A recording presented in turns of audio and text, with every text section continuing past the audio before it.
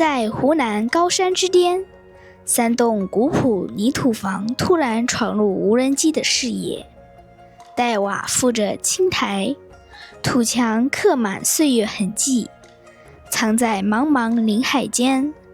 这3栋房屋看起来还比较新，像是还有人在这里生活。怀揣着好奇心，我们决定步行前往，探寻这座隐于云端的古村落，究竟藏着多少代人的生活密码。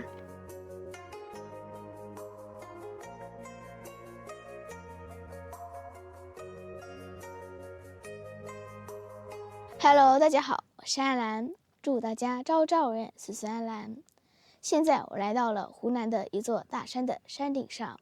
刚刚我爸爸用无人机飞了一下，发现在我旁边的这个山谷里面有一栋房子，而且看上去可能有人居住，所以现在就让我们沿着我身后这条碎石公路走下去看看吧。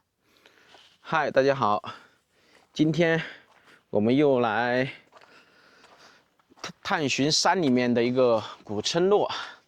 在这个大山上啊，我们可以看到湖南啊政府啊现在基本上每座大山他们都开始在做一些挖掘，沿着这个山体挖出了接近有一条2.5米宽的一条公路，看上去还算比较不错，但是下雨天肯定是没办法开车到这个山坡上来，非常的窄，而且要是连续下10天半个月雨啊，可能路边会有塌方，是比较危险的一件事情。现在我们到这个山顶上来呢，是因为湖南最近这段时间呢，差不多天晴了有10多天，所以呢，我们再一次到湖南的山顶上来看看这里面是否还藏有一些古村落。刚刚呢，我站在这个位置啊，用无人机飞一下，看到这个山谷下方啊，看到有3栋房子，看上去房子还算不错。所以现在呢，我们准备去里面看一下，看看这个房子里面啊是否还有人住，或者是说是否还有做其他的一些用途。我们先就走进去看看吧。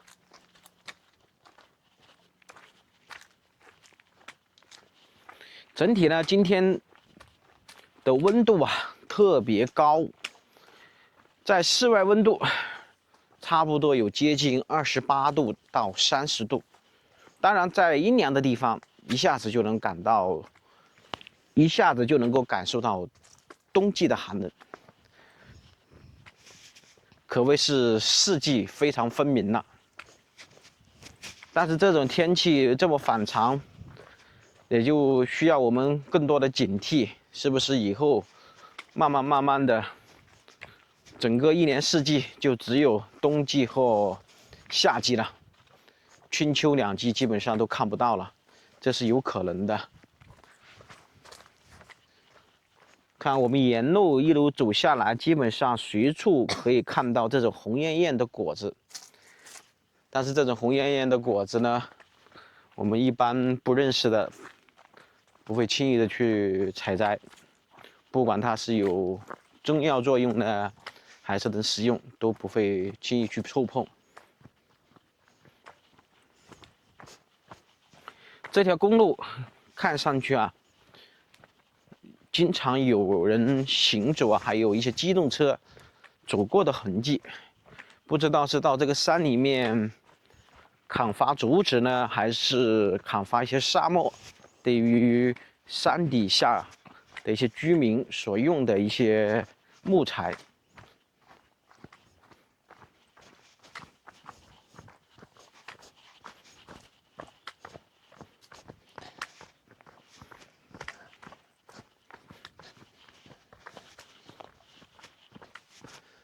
对面那一块山坡，白色的，在我镜头的正前方，那一块应该是山体滑坡了。所以现在整个这座高山海拔的话是接近650米，山体的石膏接近是450米到500米。我们现在就差不多在500米的这个山体上。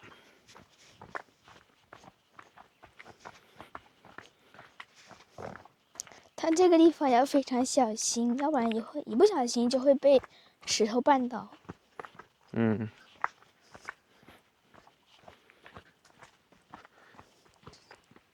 像这种高山上面挖出来的这种泥巴路，它后期是不会做硬化处理的，就是一条普通的泥巴路啊。如果对于那些喜欢山体探险的，喜欢开那种市区车啊、山地车的人呢，这个地方适合你们过来感受一下摇摇晃晃的感觉以及惊险的感觉。这一片呢，就是漫山遍野的竹子了。其实这些竹子都是以前这个古村落里面原有的居民栽种的，只不过这个山里面的人呐，都搬到山下去了，离这个地方啊10-20公里的地方去了，所以这些竹子就泛滥了，也没人管。很多人呢就会跑到这个山里面来啊，把竹子收过去，去做一些制品。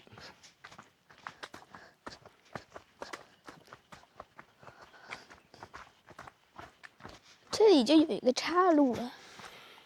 走到这一个岔路，下面应该是去另外一个地方。刚刚我们无人机是飞的左边，我们走左边去吧。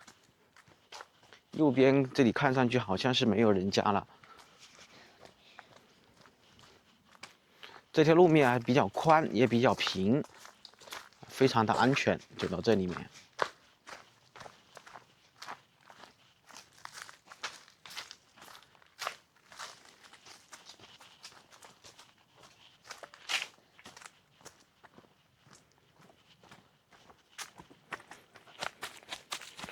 刚刚那一截路面没有太阳，身上寒风刺骨，非常冷。但是，一旦走到这个太阳脚下，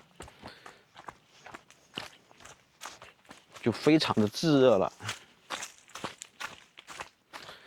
这种天气呢，对于我们出来爬山啊、登山的人呢比较好，但是对于那些种菜的，尤其是萝卜、青菜啊这些菜的，生长就不是特别有益，尤其是冬季的一些青菜就特别不友好了。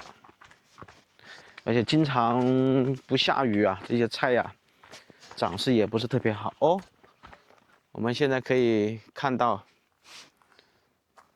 这里有一栋房子了。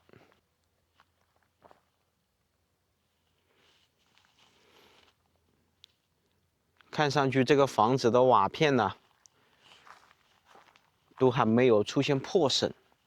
莫非这里面有人住？我们先下去看一下。它哪种房子都还是泥土房。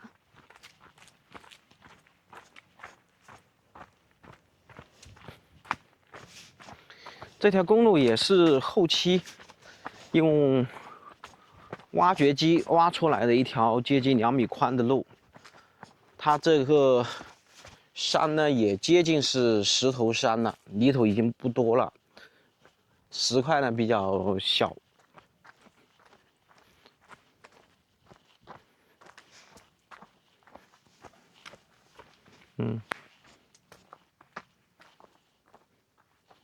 站在这个位置啊，我们看到周边群山连绵的。哦，这样子看起来，这个房子是废弃了，一栋泥土房，但是瓦片看上去还算不错，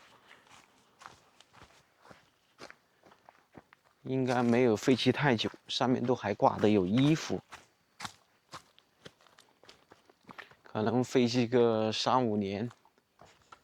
啊，我们这里都还能够看到这户人家用的洗洁精，还有调味料。这里还有锅碗瓢盆，全套的设施都有。所以这个房子啊，应该没有废弃太久，可能还是有人住。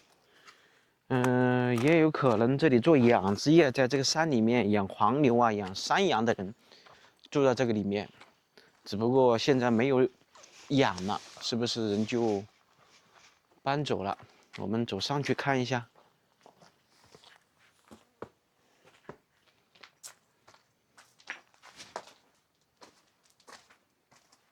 是的，这个地方看上去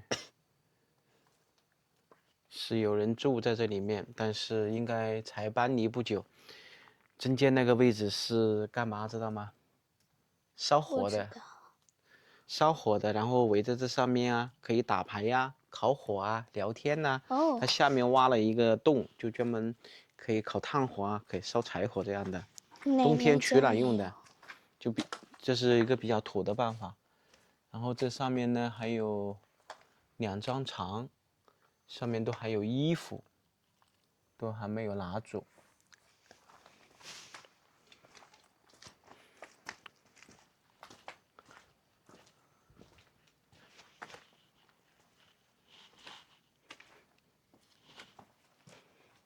这个地方，它这里应该以前是一个房间，上面全部是用石头，你看累积的一个墙角，全部是用石头搭的，没有做任何水泥，完全就是石头叠石头这样叠起来的，然后在上面盖了2层房子。现在没办法过去了，这个木头腐朽的比较厉害，站上就会摔下去。这里还结了好多厚厚的蜘蛛网。这是非常有乡村特色的一个民居房，上面的瓦片，你看都没有任何破损，所以雨天呢都基本上不会太多的渗水，只有这个位置啊有点漏水的痕迹，上面都还有沐浴露，所以这个位置呢，这户人家的主人呢应该没有搬离太久，周围都还有一些木材。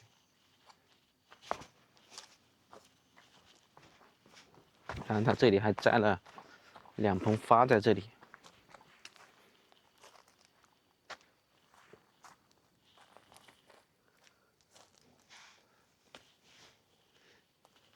这个屋子的面积还是比较大的，所以当初这个户人家应该住了不下于6、7个人住在这里面。它有2层房子，上面那个仓库上面也是1层，现在门锁住了，我们就不进去了。这是我们看到的第1栋房子。这里整个我们刚刚用无人机看到有3栋房子，我们再去看看另外2栋房子是不是有人住。然后这个山的旁边，这里好多山茶花，应该都是以前这户人家栽种的吧？现在在农村，茶籽油、山茶油都会非常的贵，尤其是那种野生的，可以卖到200块钱左右1斤。像那种大的茶籽果啊，还是那种人工栽种的，就会比较便宜，大概只有30、40块钱。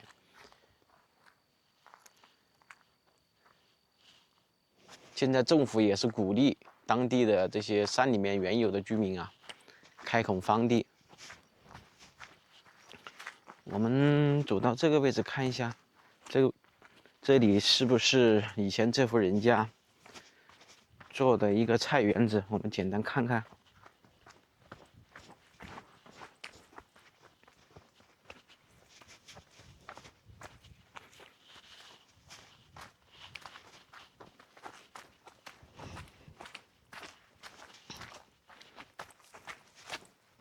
是的，这个位置呢，以前这里是这户人家前面的一个池塘，只不过现在没人管了。这一个位置应该以前有山泉水到这个位置来。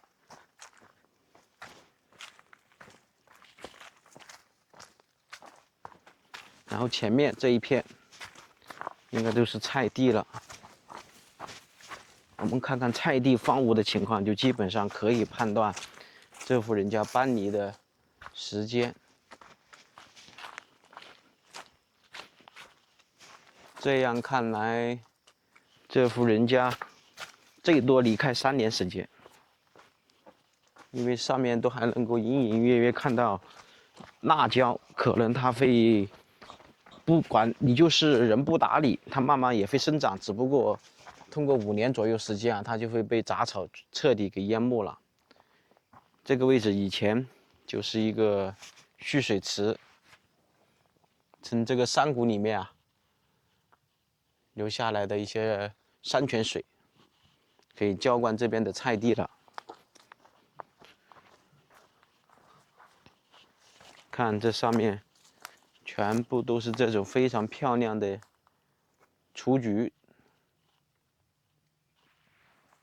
还有成片的这种树莓。树莓是真的好吃，我们跑到山里来，经常会摘一大袋子回去吃，酸酸甜甜的。站在这个位置来看这户人家，显得还是比较大气的。站在这个位置啊，真的适合非常养黄牛、养山羊，基本上你都不需要给它喂饲料了。这里全都是一大片一大片的草。像旁边这些古树都已经枯死了。这一片树枝应该是这户主人家以前栽种的，现在也放在这里了。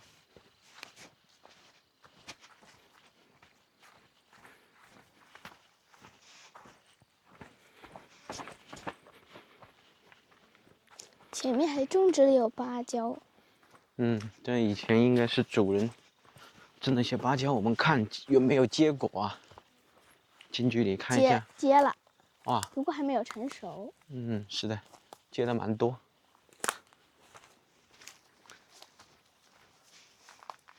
好多芭蕉。啊，这里是一口池塘，常年都有水在下面。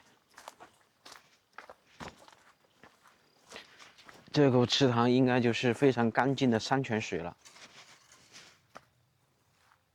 所以这个芭蕉啊，它就不会被干死。你看地面漫山遍野的都是这种树莓。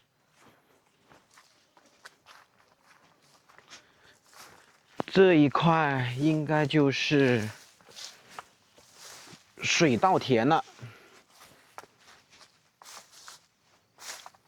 已经彻底废弃了，应该就是山上这户人家耕种的田地了。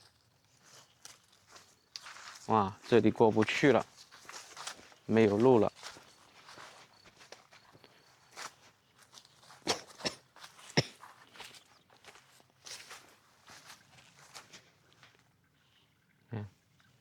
这里还有山泉水。山泉水流水的声音。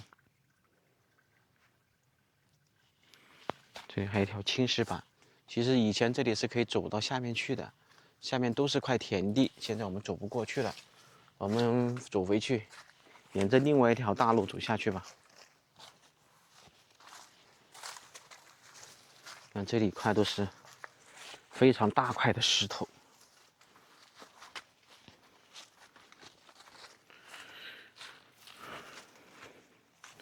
所以石头山不单单只是在贵州、四川、重庆、广西、云南有，在湖南呐，这种石头山呐，也是非常普遍的。所以以前住在这个山里面的人呐，想靠山吃山，在这里面养儿育女，那的确是比较困难，比较不适合人居住在这个地方的。好，我们现在走到另外一个山谷里面来。刚刚那里只有一户人家，我们现在走到这个位置啊，以前这里也是有一户人家的。我们走进去看一下，这上面都还有这个屋场的痕迹，还有残垣断瓦的痕迹，非常的清楚。所以这个房子肯定废弃了20-30年了。这个上面不知道结的是什么样的水果，看不出来。而且结的还挺多的，我们待会儿看一看，用手机查一下，看看这个水果是不是可以食用。好吗？我们现在再沿着镜头前方的这条路再走下去看一看。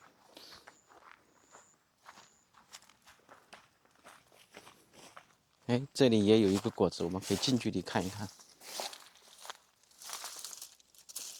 哇，好软的，这个藤看上去像是可以食用。我们先走下去再看一看吧。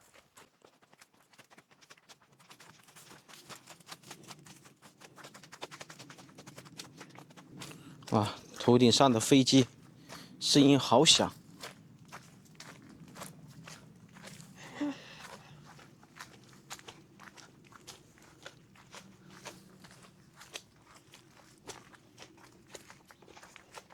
这条路看起来就没什么人走动了，虽然路还有那么宽。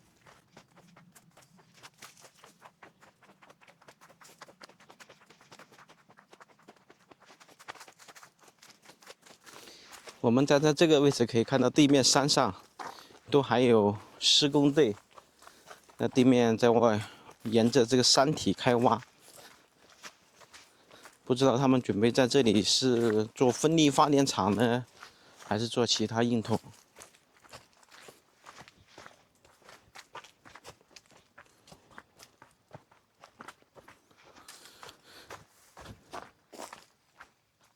这个山谷看上去以前应该是这个村落里面的人呐，种水稻的地方了。因为种水稻的位置啊，只有一些杂草，没有像这种其他的这些野树什么的。可能这些水稻荒废的时间，应该也就是个5-6年吧。因为毕竟我们走过的那栋房子啊，废弃时间不长，可能住在这里面的人呢，还有在这个山谷里面种植的一些水稻。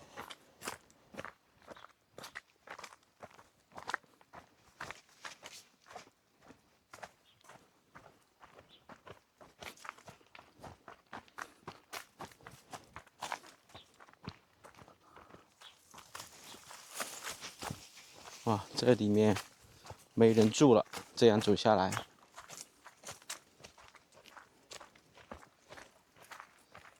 所以这3栋房子看起来也是废弃在这里了。我们又看到瓦了，又看到一栋房子了。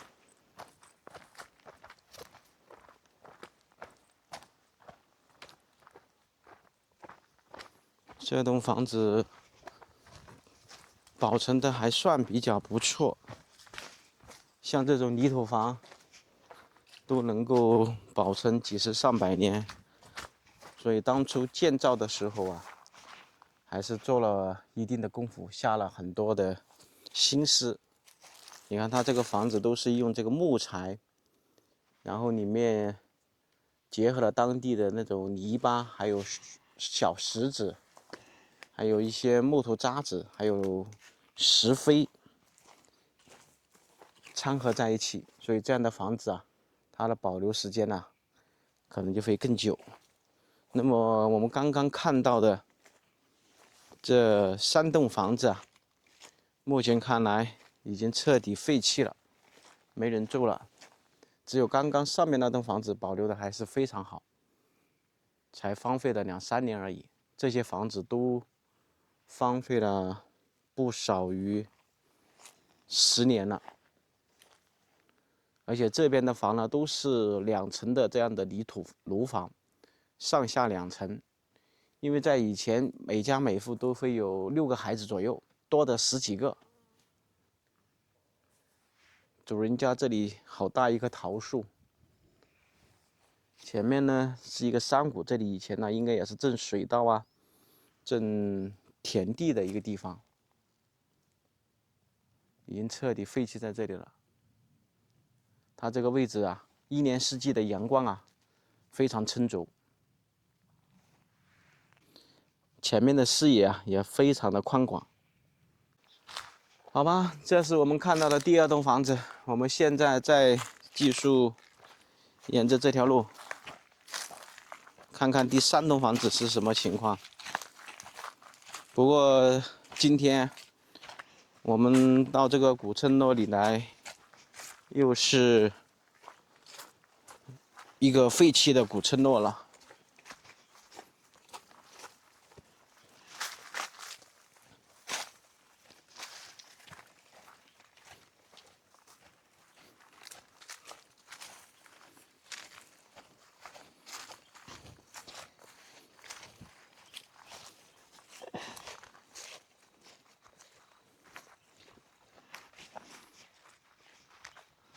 这个位置以前也是一个屋场，残垣断壁也看不到了。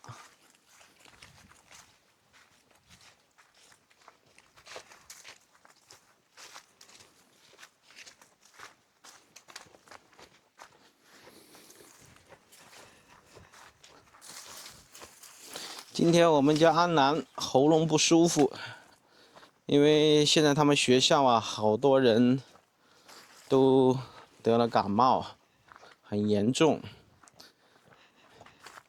不知道他是不是也被感染上了，喉咙呢不是特别好，所以他今天不怎么说话，也是刚刚才感觉出来。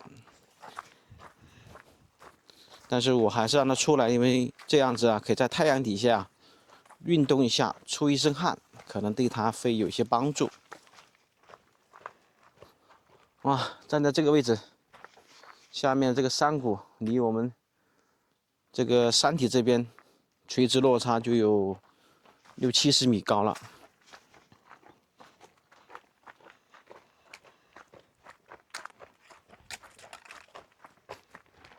今天这个天上非常的蓝，一丝白云都没有。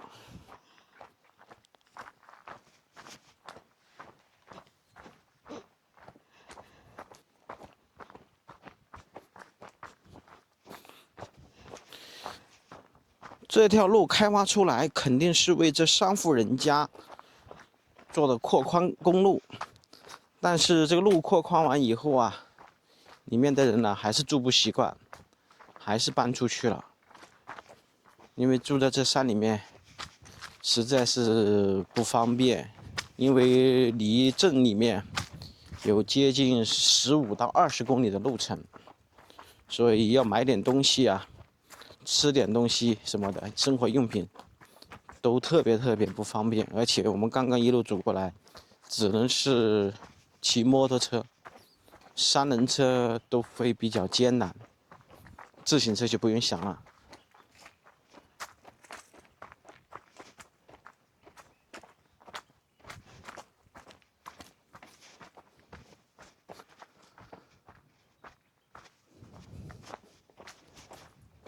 怎么样，安南？现在喉咙好点吗？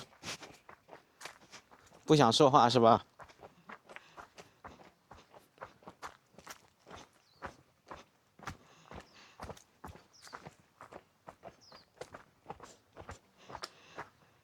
哇，刚刚好大一只马蜂哦！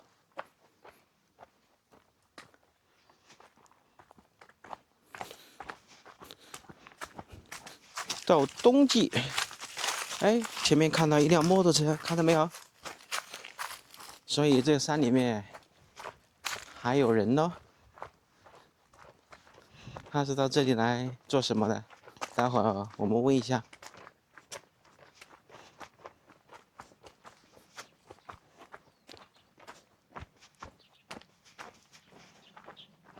哦，这里有一栋房子哎，看样子是在这里面摘野果子的，还是到山里面来养山羊、养黄牛的人。没看到这个摩托车的主人呢。这栋房子修的就比较大气了，你看它外面都还会用石灰做了粉砂，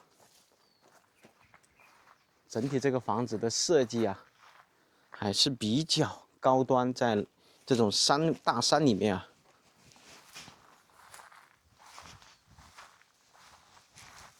门口全部是这种山茶花，但是从这个废弃的情况看，这个房子应该废弃不少于15年了。上面都还是五角星这种圆环，这种阁楼设计的还挺大气的。这也就是我们刚刚用无人机看到的3栋房子，这是最后一栋房。我们先走进来看一下。哦，这边是厨房。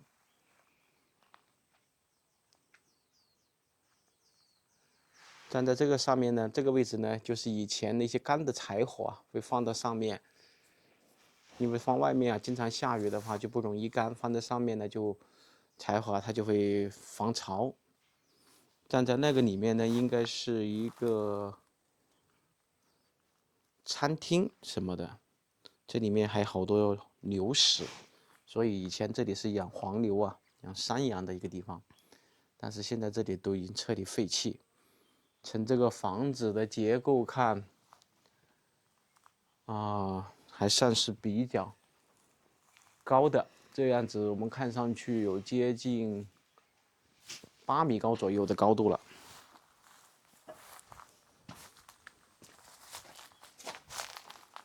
它这个窗户都是后期做了一定的改善，你看，都做了防护措施，加了钢筋。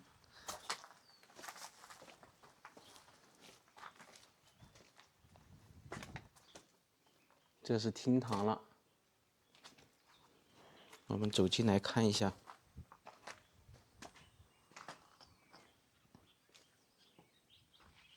这是一个卧室，还吊了顶，所以这户人家当初盖这个房子啊，还是花了很多的金钱的。正对方上面是一幅八仙头吧，江山美如画。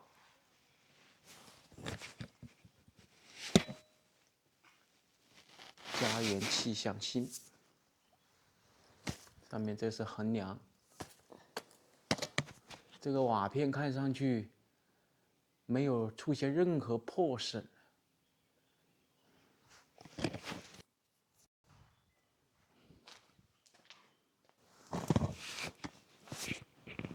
哦，这上面都还贴了瓷砖，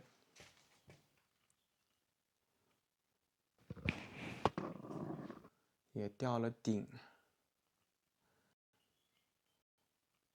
还安装了这种五彩灯。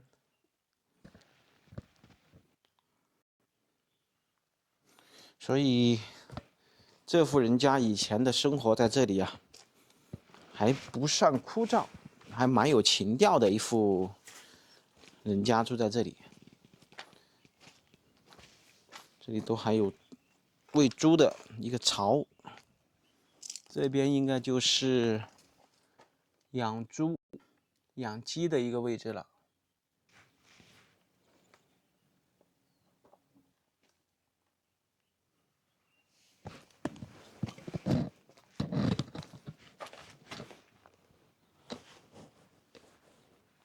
上面好多马蜂在上面飞来飞去。哇，这样看起来，上面好大一个蜂巢在上面。我们离它远一点吧。站在2楼有一个蜂巢，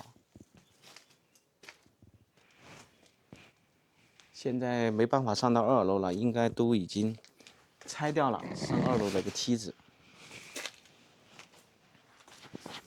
我再走进去看一下，这还有人在这里供暖的、采暖的一个地方。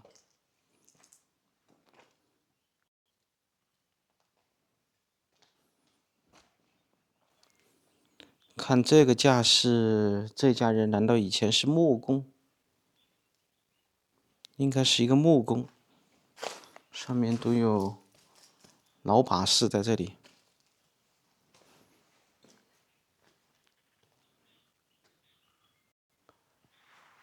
你看上面这些木材啊，它看上去还蛮新的，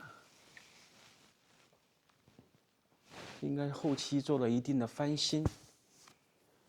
哪怕翻新过后啊，都还是没有人在这里面居住了，应该是年轻的一辈啊，在这个地方待不习惯，只有老一辈的人呐，他们乡头情啊特别重，所以他们不会轻易的离开这里。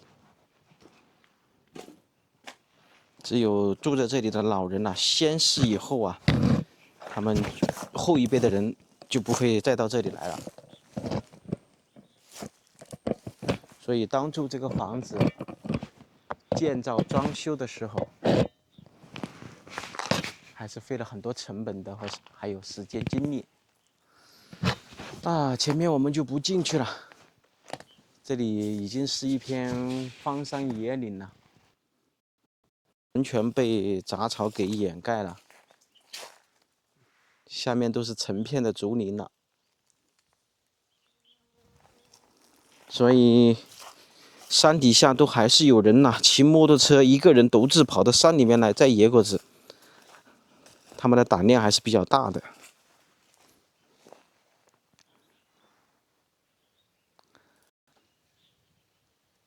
这个房子的旁边，我们想等到这位骑摩托车的这位主人出现啊，想他了解一下关于这个村落的一些历史故事啊，还有一些历史的发展呢，在这里等了接近有半个小时，迟迟没有看到这个主人过来，所以我们准备返回了。因为安南呐，今天他的喉咙非常的不舒服，也没办法再给大家做更多的互动，非常抱歉。那么今天我们的这些视频呢，就给大家暂时分享到这里了。很抱歉，观众朋友们，今天我的喉咙特别不舒服。那么我们就下期视频再见吧，拜拜。好，请大家多多理解，拜拜。